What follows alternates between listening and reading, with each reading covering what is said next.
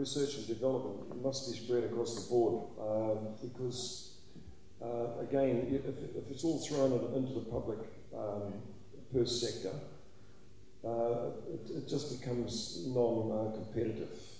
We need the private sector to have the incentives to do that sort of work. Thank you. Close to me because I've done a great deal of work in our industry, the nursery industry, because it's my nature to do research and development. I used to listen to my father and grandfather arguing over why these begonias got burnt and why this and why that. And I would say, for goodness sake, do some research on it and you'll know the answers instead of arguing about it. And so that's been my policy all the way through. And I might say it's been extremely costly. I was the first one to bring in no soil mixers, that we called it that then. Now we call it lightweight mixers. And I could list a whole full-scale page of research that I've done that has been very successful. Now, a lot of it is not always successful. And in fact, that's part of research. You could expect that you get more answers than, you get more questions than answers sometimes. Usually with more risk than just improving how you do things. If you go moving into new fields, you take a higher risk but gains are far, far higher. Without research and development, you are risky moving back into a third world country status. We've never been there and we don't want to go there. Pay vote for New Zealand. Right, okay, who do I agree with the most? Being the last speaker on this one. Actually Frank.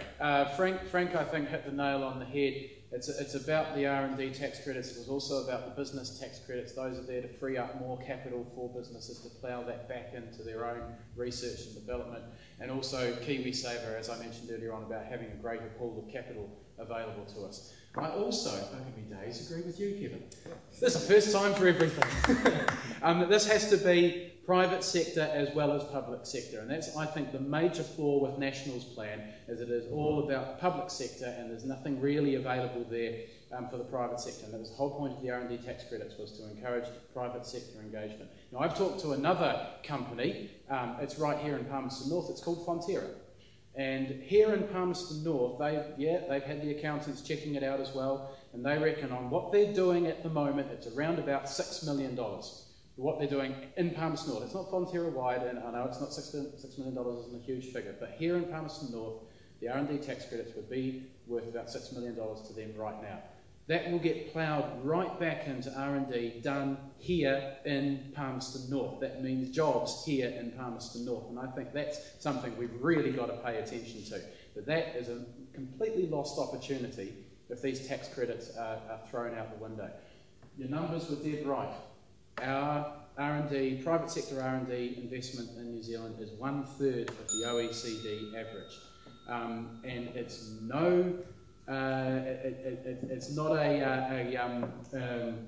a coincidence, I don't think, that we are so far behind when we have been one of the few OECD countries not to have R&D tax credits in place.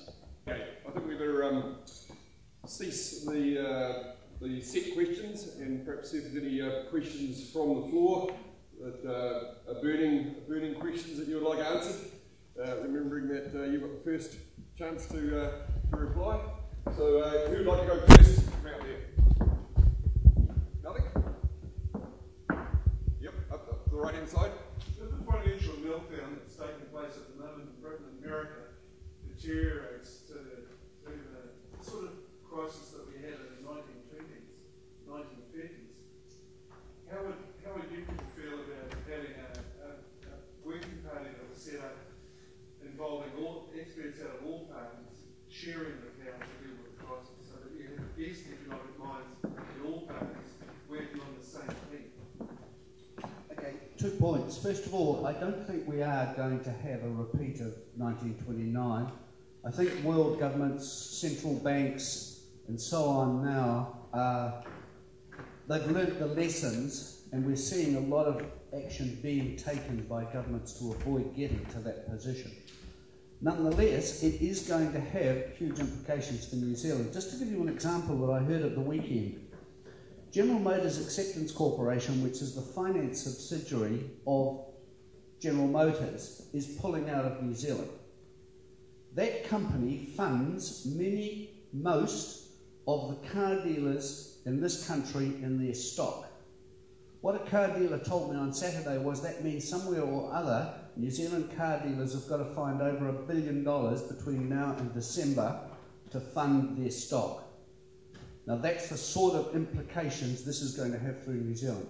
Going back to your question, as a small party, we have been in coalition with National. We have worked with Labour for 6 years. I personally have worked with Peter Dunn, with Michael Cullen, on some of the tax changes we got this year.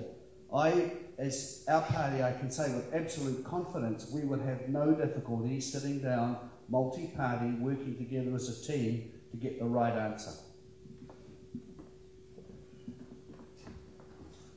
Thank you. This is I said earlier on, I don't know whether you hear Richard or not, I just spotted you up there, that this is an ongoing thing. It's a whole new ballgame for New Zealand and probably for the rest of the world.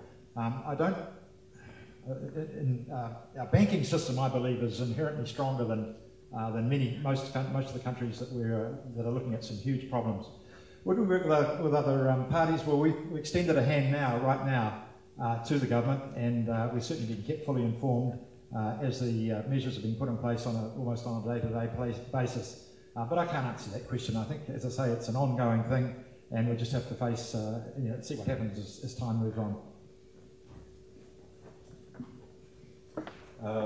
Very pertinent question. Look, definitely for sure, ACT would be certainly looking at having a total coalition government in place and to bring all the ideas, all the best brains, because I know ACT have got the best brains out of the lot, so we would bring everyone together and pool our resources in that direction. Thank you. Well, I'm in a difficult situation here. My answer is, personally, I'm very, very much in favour of it. In fact, I've already suggested it to one of our leading MPs. The difficulty we might find, though, is that some people don't want to work with us. So, but yes, we are very, very much in favour of such an idea. Thank you. With the MMP system we've had, we've shown that parties can work together. We haven't seen left and right extremes working together, and quite honestly it could waste a lot of time, but we need to work together in these times. I think the determinant of this, whether we go into a deeper recession or not, is whether we're going to have stability in this country. I know of people that, business owners, I'm involved with a business at the moment where they're struggling to find enough work because people have stopped spending.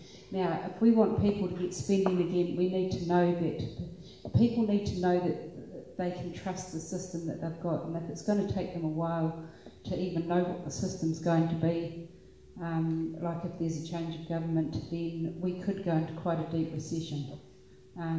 But if so, I think, yes, we all need to work together. Thank you.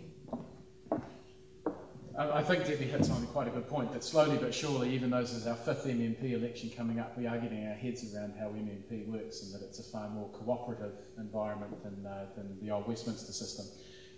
Whether or not we could sit around the table and have those competing ideologies, I know as close as we are, the main parties, and competing personalities as well, whether that would be a fruitful exercise, be interesting to see if it panned out. But I agree with what some of the others have said, that I'm not convinced from what we've seen so far that we are perhaps going as far down that road towards the 1930s style depression.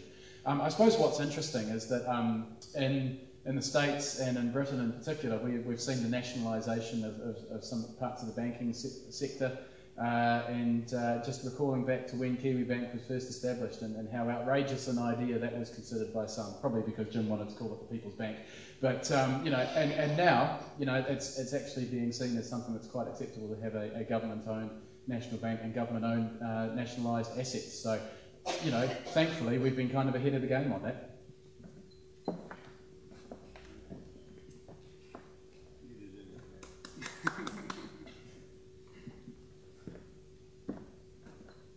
The Green parties worked with